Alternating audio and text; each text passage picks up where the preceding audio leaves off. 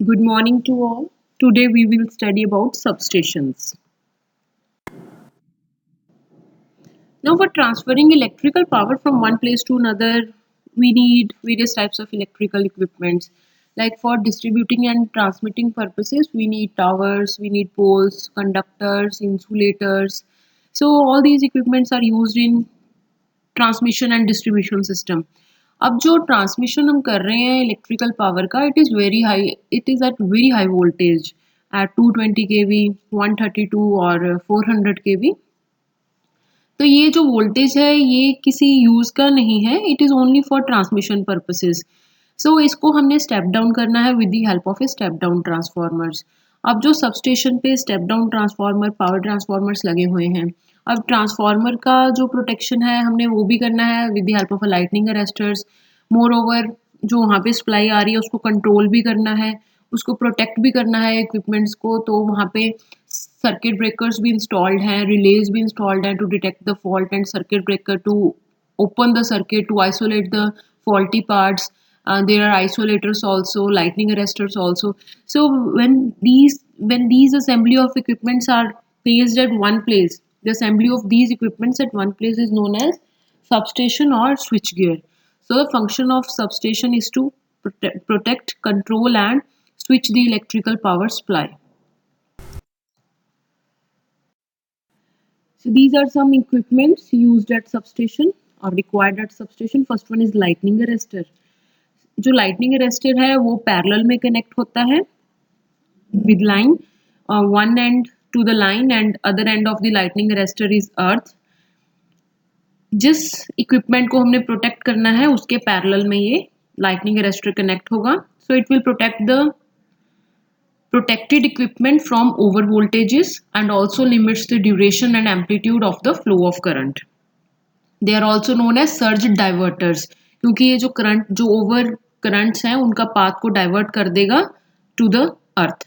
So it diverts the current of the surges to the earth and hence protects the insulation and conductor of the system from any damage from over voltages or over currents. So this is first equipment, lightning arrestor. Then is power transformer. It is very important equipment used for stepping up or stepping down the voltage. Basically voltage is a pressure of current. So हम pressure को कम या ज़्यादा कर सकते हैं with the help of these transformers. Power will remain constant. We can only step down or step up the voltage. So generating station पे जैसे हमने लास्ट वीडियो में देखा था, जनरेटिंग स्टेशन पे there is a requirement to step up the voltage level like from 11 kV to 220 kV.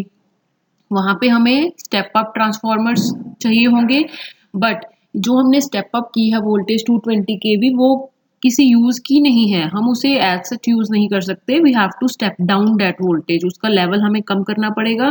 सो जो step down के लिए ट्रांसफार्मर, स्टेपिंग डाउन के लिए the transformers which are used they are known as step down transformers.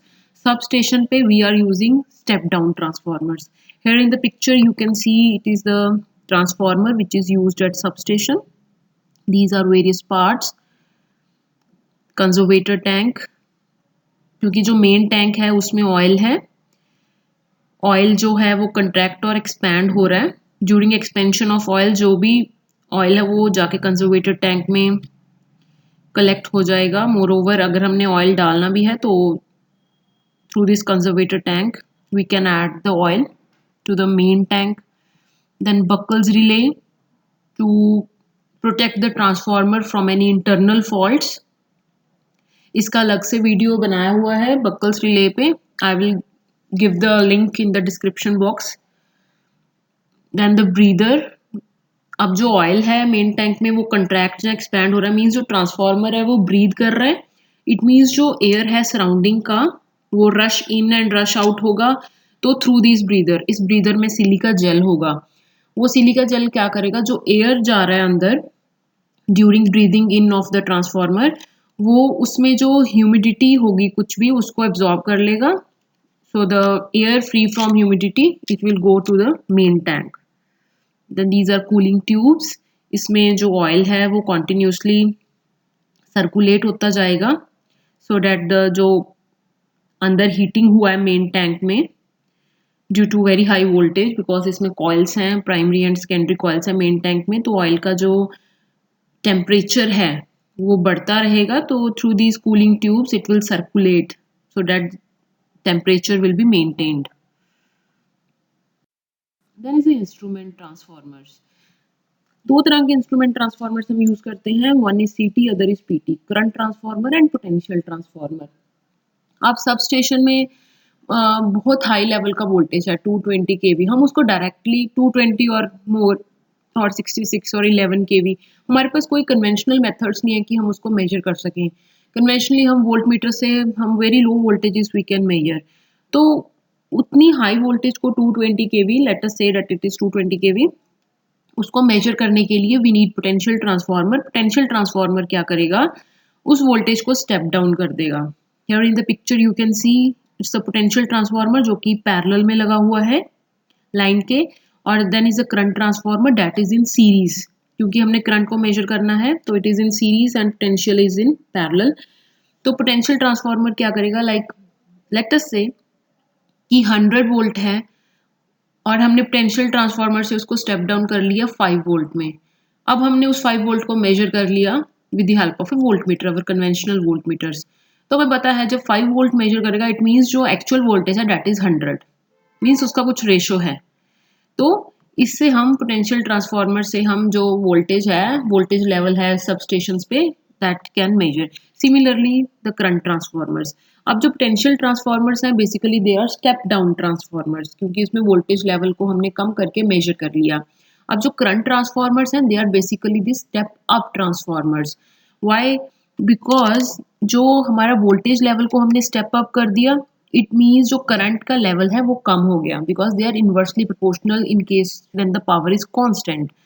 अपना जो transmission system है उसमें power throughout the system is constant, तो इसलिए in this case the current is inversely proportional to voltage. So current transformers are basically step up transformers. इसमें हमने voltage को बढ़ाया तो हमारा current automatically you can say it is step down. तो with the help of ए अपना conventional ammeters we can measure that current. So these instrument transformers are used to reduce high voltages and currents to a safe and practical value which can be measured by conventional instruments. So basically there are two types of instrument transformers, one is current transformer, other is potential transformer. So here you can see it is current transformer. Like जो conductor है, जो primary conductor here it is shown, इसका हमने current measure करना है तो इसको हम प्राइमरी वाइंडिंग मानेंगे, और सेकेंडरी वाइंडिंग में इसने वोल्टेज इंड्यूस कर दिया, बेसिकली स्टेप अप वोल्टेज. तो वो स्टेप अप हो गया, current automatically you can say it is step down. Now we can measure it with the help of a ammeter. Then is a bus bar. It is a type of conductor. ACSR conductors are used which carry the electric current to many other connections. With many other connections are made. अब क्या है, एक बस बार है, उस पर काफ़ी इनकमिंग्स हैं और बहुत सारी आउटगोइंग्स हैं. वो bus bar it is the main part of any substation जिसमें इनकमिंग्स भी आ रही हैं और we are taking outgoing conductors from that main bus bar. So it is a type of electrical junction in which the incoming and outgoing of electrical current take place. Then isolator. Isolator basically हम use करते हैं circuit breaker के दोनों साइडों पे.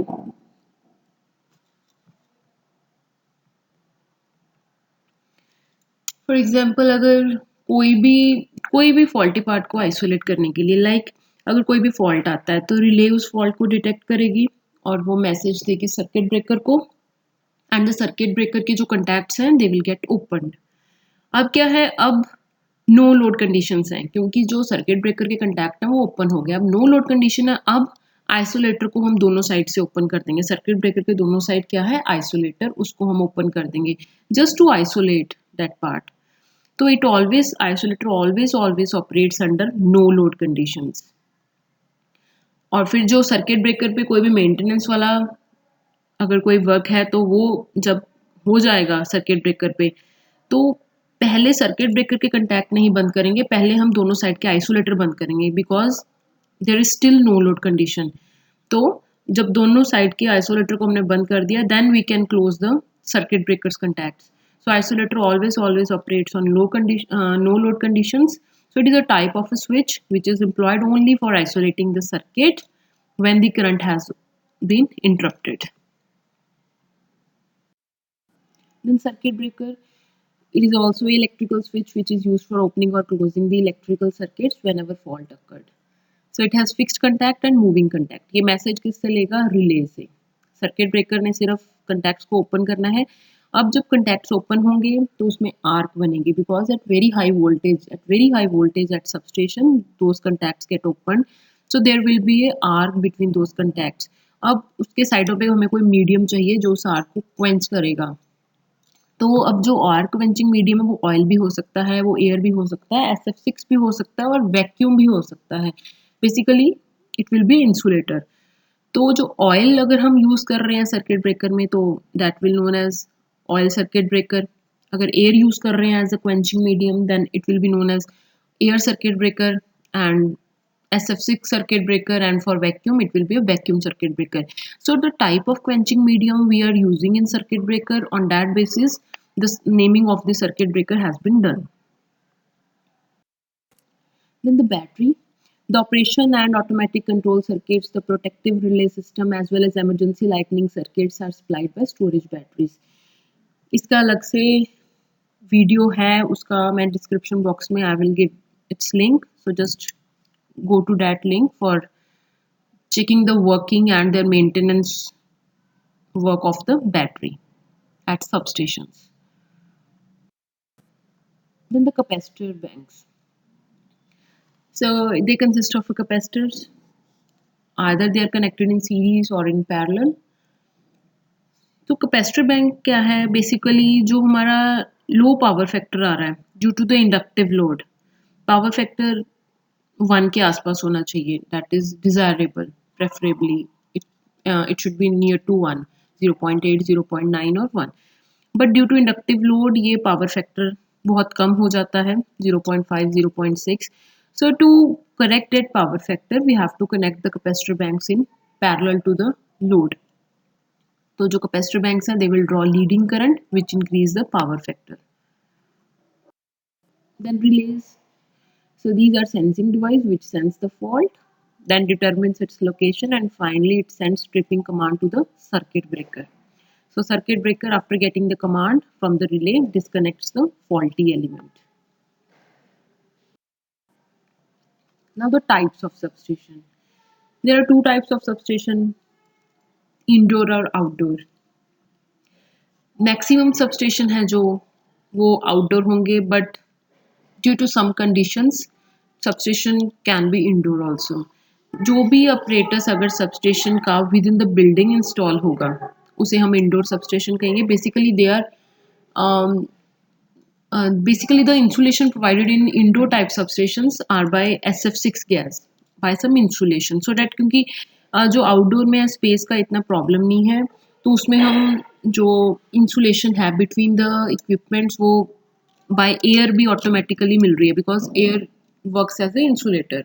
तो उसको हम जितने स्पेस पे लगाएंगे, जितने डिस्टेंस पे लगाएंगे हम इक्विपमेंट्स को, automatically by air is providing as an insulation between those equipments. But in indoor we can't install those equipments far apart. So in that case we have to provide some insulation. So by SF6 gas that insulation has been provided. तो जो indoor type substations है उनका कुछ limitation है. हम सिर्फ वहीं पे करते हैं जहाँ पे जो कंटेमिनेटेड एटमॉस्फेयर है या हमें कुछ स्पेस का प्रॉब्लम है, तो सिर्फ उन्हीं प्लेसेस पे इंडोर टाइप सबस्टेशंस बनाए जाते हैं. सो apparatus is installed within the substation building, usually up to 11 kV, but they can be erected for 33 or 66 when the surrounding atmosphere is contaminated with impurities. Whereas the outdoor type substations, they are constructed in open areas. Nearly all substations are outdoor type substations. अब outdoor की भी दो classifications हैं आगे. One is pole mounted, other is foundation mounted. Pole mounted जैसे कि आप distribution transformers देखते हो, वो pole पे mount होता है transformer, और फिर उसके ऊपर उसका you can say there are fuses and its TPMO, वो सारा कुछ दो poles पे जहाँ 4 पोल्स पे it is installed, so that is known as pole mounted substation. अगर 250 केवीए से ज़्यादा रेटिंग है ट्रांसफार्मर का और 200 केवीए से ज़्यादा रेटिंग है ट्रांसफार्मर का, तो हम उसको पोल पे नहीं माउंट कर सकते, तो हमें उसका फाउंडेशन बनाना पड़ेगा, that is the foundation mounted substation. और मैक्सिमम जो हमारे सबस्टेशंस हैं, जो हमारे वहाँ पे ट्रांसफार्मर्स लगे हुए हैं, power transformers, they all are foundation mounted substations. So outdoor type substations are classified into two main classifications, that is pole mounted and foundation type. So pole mounted substation, they are for capacities of 25 kVA, 125 kVA or up to 250 kVA. 250 kVA wala transformer, they are installed on 4 poles, and up to 150 you can install those transformers on 2 poles. So foundation mounted substation, for transformers of capacity of up to 50 kVA, the transformers are too heavy for pole mounting, so they are erected as foundation type substations. Pole mounted substation. So these are basically distribution transformers of capacity up to 250 kVA. So equipments, यहाँ पे सबसे top पे lightning arrestor लगेगा. Lightning arrestor, 3 lightning arrestors we will use, 1 for each phase. एक जो end है lightning arrestor का, it will connect to the phase and other to the earth. And then insulators, like अगर 11 kV का line है तो we can use pin type insulator, as well as one disc can be used for insulation purpose. Then fuses, copper wire we are using here as a fuse. TPMO, triple pole mechanically operated switch, and then transformer, distribution transformer. So here you can see, this is pole mounted substation. At the top you can see lightning arrestor, then insulation, insulators, and then fuse, and then to the bushing of the transformers. So this is distribution type transformer. So lightning arrestors, insulators, fuse as a copper wire, then insulator, it is TPMO, operating handle for isolator, इसको हम इस handle से operate कर देंगे, तो ये triple पोल mechanically operated है। यहाँ पे जब इसको ऑपरेट करेंगे, जो ट्रांसफार्मर है वो कट हो जाएगा सप्लाई से, तो ये मैकेनिकली ऑपरेटेड है। जब भी कोई ट्रांसफार्मर में कोई मेंटेनेंस का वर्क होगा, तो with the help of this handle you can cut the supply to the transformer with the help of this TPMO. Then this is transformer, so it is a step down transformer. 11 kV का supply है यहाँ पे, तो उसको हमने 400 volt में कर दिया. 400 volt is the line voltage, means between any two phases voltage is 400 volt. अगर हम एक फेज और न्यूट्रल की बात करें तो voltage is 230 volt, that is phase voltage. Then to the distribution system R, Y, B and neutral. So this is pole mounted substations. Now the earthing of substation, इसमें क्या जो horizontal mesh of steel rods, as you can see in the picture, it is buried in the ground and the vertical electrodes are welded to this mesh. So the underground horizontal mesh is also known as earthing grid or earth mat. Further, the vertical rise and galvanized steel grounding strips or copper wires are connected between the ground mesh and the points to be grounded. So ये पूरा जो earthing mash है steel का, इसको बरी कर दिया जाता है ग्राउंड में, तो इससे जो वर्टिकल स्पाइक्स हैं they are taken out, so to connect the points to be grounded on the surface of the substation.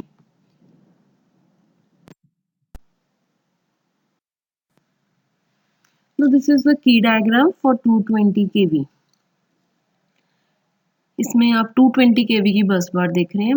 3 बस बार्स हैं, 2 मेन बस बार्स हैं, एक ट्रांसफर बस बार है. अगर मेन बस बार्स पे कोई मेंटेनेंस का काम चल रहा है तो the supply can be transfer to the transferred bus bar. तो इसमें जो सप्लाई आ रही है 220 kV की, फॉर एग्जांपल यहाँ पे 2 सप्लाईज आ रही हैं, जो 2 जनरेटिंग स्टेशन से कोई सप्लाई आ रहा है, तो पीटी का सिंबल टॉप पे, पोटेंशियल ट्रांसफार्मर कितना वोल्टेज है उसको मेजर करने के लिए, then CT just after the PT, then circuit breaker के दोनों साइडों पे आइसोलेटर्स। यहाँ पे भी आप पूरे ग्रिड के की डायग्राम पे आप सर्किट ब्रेकर देखेंगे, दोनों साइड उसके आइसोलेटर्स होंगे।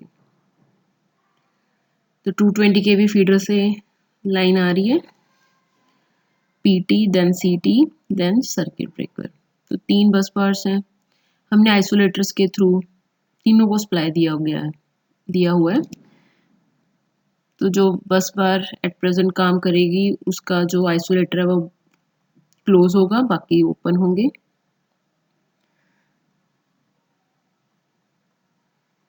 देन लेफ्ट हैंड साइड पे बस कपलर्स हैं,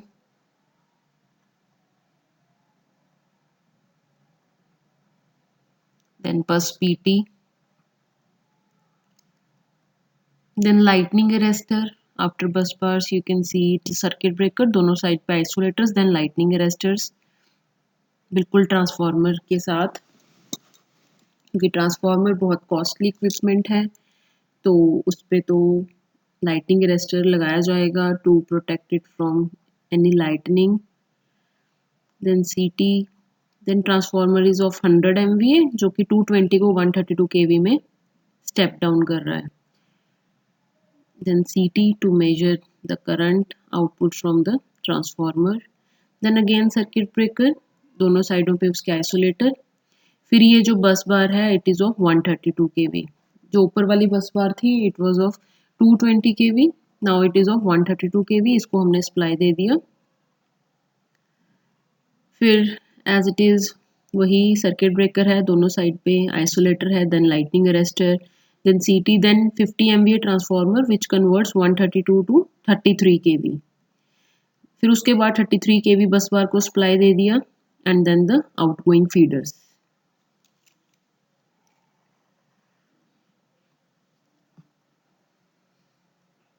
So this is the key diagram for 220 kV substation. Similarly 66 kV का भी हो जाएगा, इक्विपमेंट्स यही लगेंगे, बस जो बस बार है it will B of 66 kV। फिर उसके बाद ट्रांसफार्मर है वो 66 को कितने में स्टेप डाउन करेगा, 33 में करेगा, तो 66 by 33 kV transformer. So the equipments will be the same.